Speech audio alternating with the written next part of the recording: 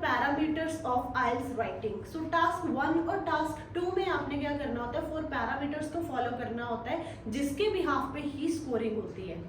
आपकी जो भी बैंड स्कोरिंग है इन 4 पैरामीटर्स के अकॉर्डिंग होती है। अगर आप अपने ये चारों पैरामीटर्स यूज करते हो then you will definitely get good scores. First one is that is task response and task achievement. Task response में क्या होता है कि टास्क 1 में आपने जो भी डेटा आपको दिया गया है उसमें रिस्पॉन्स आपने सही करना है। अगर आपको डेटा दिया गया है किसी कैटेगरीज के अकॉर्डिंग, किसी की फिगर्स दी गई हैं या फिर कोई भी आपको न्यूमेरिकल नंबर्स में डेटा दिया गया है तो आप उसके अकॉर्डिंग ही डेटा को एक्सप्लेन करोगे।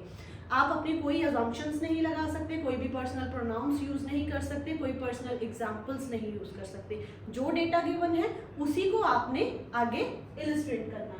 नेक्स्ट इज टास्क 2 में आता है टास्क अचीवमेंट। जो आपका रिस्पॉन्स है, जो आपका टास्क है वो अकॉर्डिंग टू टॉपिक ही होना चाहिए। ये नहीं है कि एक पॉइंट आप किसी और का लिख रहे हो, ग्लोबल वार्मिंग का लिख रहे हो और नेक्स्ट आप एयर पोल्यूशन डाल रहे हो उसमें। तो जो भी टॉपिक है आपके मिक्सअप नहीं होने चाहिए, आइडियाज मिक्सअप नहीं होने चाहिए, एग्जाम्पल्स रेलिवेंट होनी चाहिए एंड जो भी पॉइंट्स है वो भी रेलिवेंट विद कनेक्टर्स होने चाहिए।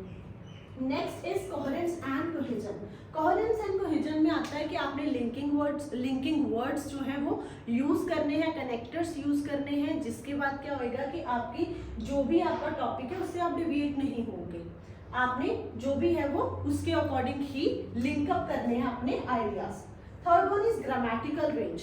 ग्रामेटिकल रेंज में आपके जो भी सेंटेंसेस है वो passive, negative, simple, compound, complex all sentences जो है आप यूज करोगे। ये नहीं कि अगर आप सिंपल इंडेफिनिट टेंस यूज कर रहे हो तो उसी के अकॉर्डिंग आपने सारी लाइंस जो है वो सेम पैटर्न में बना दी हैं। सो इसमें आपने क्या करना है, ग्रामेटिकली अपने जो भी सेंटेंसेस है उसको सही तरीके से बनाना है। स्पेलिंग मिस्टेक्स का बिल्कुल ध्यान रखना है। उसके लिए आप क्या कर सकते हो कि प्रूफ रीडिंग कर सकते हो। Next last one is lexical resources. Lexical resources में क्या होता है कि आपकी जो भी वोकैबुलरी है, वर्ड्स हैं, वो चेंज होने चाहिए, रेपिटेशन नहीं होनी चाहिए। आपने वोकैबुलरी वर्ड्स यूज करने हैं, सिनोनियम्स यूज करने हैं। Vocabulary that doesn't mean you have to use भारी भरकम वर्ड्स, ठीक है। भारी वर्ड्स नहीं, कोई वर्ड ऐसा है जिसका आपको मतलब भी नहीं पता है बट आपको लगा अच्छा वर्ड है तो वी कैन यूज इट, नहीं, ऐसा कुछ भी नहीं करोगे।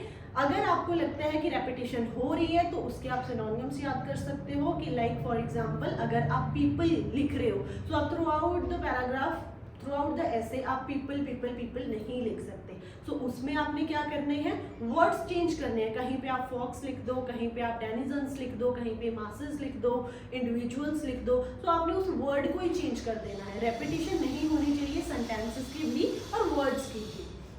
सो these all are the 4 parameters of IELTS writing. अगर आपने ये 4 पैरामीटर्स फॉलो कर लिए देन आप अच्छे स्कोर कर सकते हो। So I hope this video is very informative for you.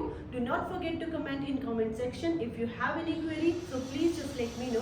Thank you. Please subscribe my channel.